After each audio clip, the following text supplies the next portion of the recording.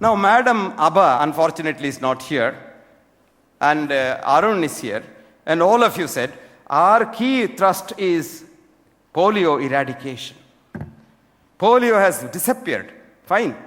But did you know these diseases have a different thing altogether? Disease doesn't go because of our treatment or our vaccination. Disease goes when the immune system of the human beings improves. Remember that? These are called dynamic diseases. They have a cycle. If a layman wants to know what a dynamic disease is, I don't recommend you go into the medical literature because there's a jungle full of dead wood. There's occasional teak or rosewood, but to get there, you will be eaten by the tiger or bitten by a snake. So I suggest a good book for you, a layman's book, which is called Turning Point. Book is called Turning Point, written by a physicist who himself became altruistic. His name is Fritjof Capra. Fritjof Capra is teaching physics in the New York University. Now what happens, this whole thing inside, you think, oh, science is very great. Let me tell you a small, quick story.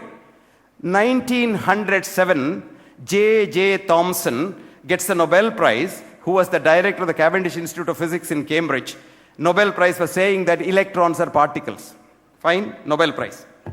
1937, his own son, P.J. Thomson, gets the Nobel Prize 30 years later for saying that they are waves. Nobel Prize. 1932, Erwin Schrödinger says they are wavicles. They are neither waves nor particles. Nobel Prize. And 1925, who got the Nobel Prize in 1956, Werner Heisenberg said, you just don't know what an electron is. Because you just can't see it. How do I see Arun? When I look at Arun, a few photons from his body eject out and hit my retina, and then I know Arun is there. Now, if one photon leaves an electron, the electron becomes non-electron.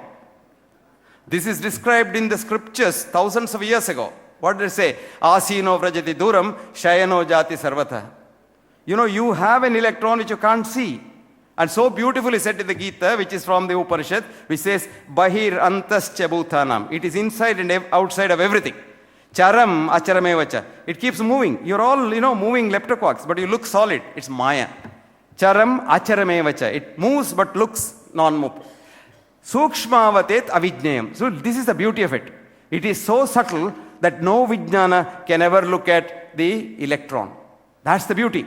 Durastam. For those who don't know, they don't know. Cha, aniketa cha. It's very close if you know. Tat. That tat was mistaken for God and we lost science. There's so much of science in the Vedic wisdom that the Westerners now are trying to investigate. You go to any Indian university, they read Einstein's book. Einstein was a clerk in the patent office in Bern. But you go to Germany, do you know what they read? They read the Indian scriptures. The present president of the Max Planck Institute in Munich, the best physics institute in the world, Hans-Peter Dürr, a good friend of mine, has got all our scriptures and he quotes these things. Now he has realized E is equal to M. You and I are taught E is equal to MC squared, isn't it? No, E is equal to M. And he calls it as A duality. And he was telling me, what is my nomenclature of A duality? Look at those Indian seers. They called it thousands of years ago as Advaita. No duality at all. Fascinating, isn't it? Now I'll come to reality, my dear friends. Disease is directly proportionate to the virulence of the organism, but inversely proportionate to the resistance of the host. 1915, Theobald Smith was an American physician who had the audacity to say this because up until then everybody believed in Robert Koch. Germ, disease, kill the germ, disease gone. No, disease has not gone nowhere. I won't tell you more about polio because it might hurt, because you don't want to know the truth. Truth is bitter. Truth is very bitter, and truth can influence only half a score of men in a century, said Aristotle, where falsehood and mystery will drag millions by the nose. I will tell you something. There is an Indian scientist called Pushpa Bhargava. Pushpa Bhargava is a respected Indian scientist who was the vice president of the Indian Knowledge Commission, right? Now he resigned from the commission because, I'll tell you why. Anyway, he wrote a beautiful paper for you people to read, which is called The Politics of Poliomyelitis. What's the paper? Politics of Poliomyelitis. It's available on Hindu, and if you want to know, it's the March 11th Hindu, 19 when 2000 something, I don't exactly remember the year. But if you go to Hindus' archives and push there, Pushpa Bhargava, friends, knowledge advances not by repeating known facts, but by refuting false dogmas, of which there are many in the world. Number one, even a textbook of medicine as recently as 2006, the British National Formulary has this sentence in it. Number one, do not give live oral polio vaccine to malnourished children. Number two, if you want to give it, first improve their nourishment, and when they have enough nourishment, then only give it. Number three, space it by more than 1 month, because repeated doses quickly will damage the system. And number five, it's only in India that the 31st dose is being given the other day. The argument is all children don't come every time, so we'll give it. Those who have come, they have taken 31 doses. Now what happens in a poor child if you give polio vaccine? It's a live virus. So if the virus goes in and your whole immune system's head office is in the gut, from your mouth to the anus. And we need germs there. Do you know how many germs you got between your mouth and anus? You'll be shocked. 10 to the power 13, 100,000 billion germs you got there. If they're not there, you're not alive. We have a symbiosis with them.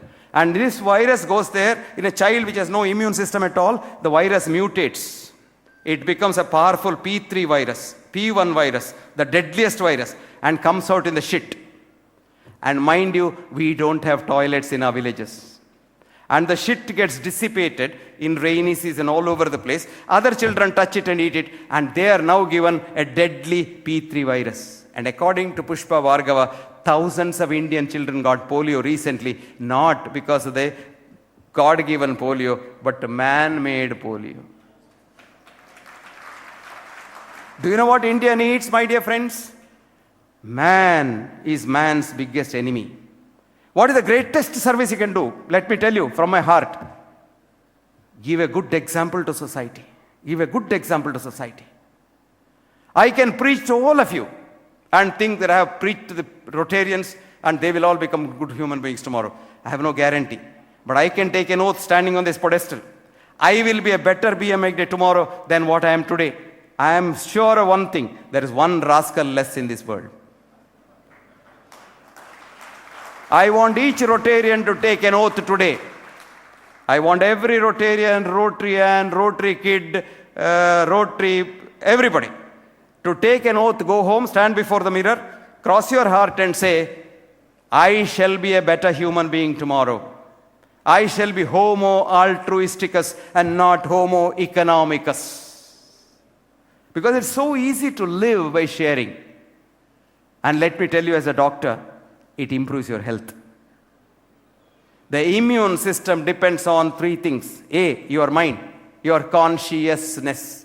All negative thoughts destroy you and not the person they're aimed at.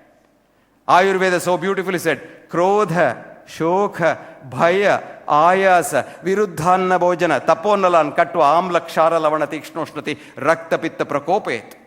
All diseases come from the mind. And what is the solution? I'll give the Rotary solution.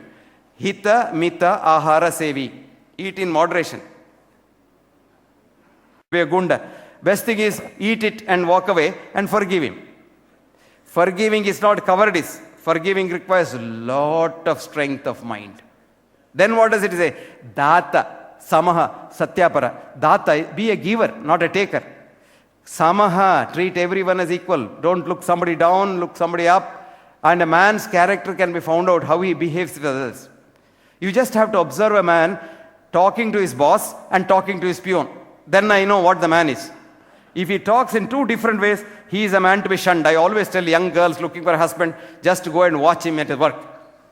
And see how he behaves with his boss and his assistant. If the behavior is different, leave him. End your dating that day itself, because he is going to be a very bad person.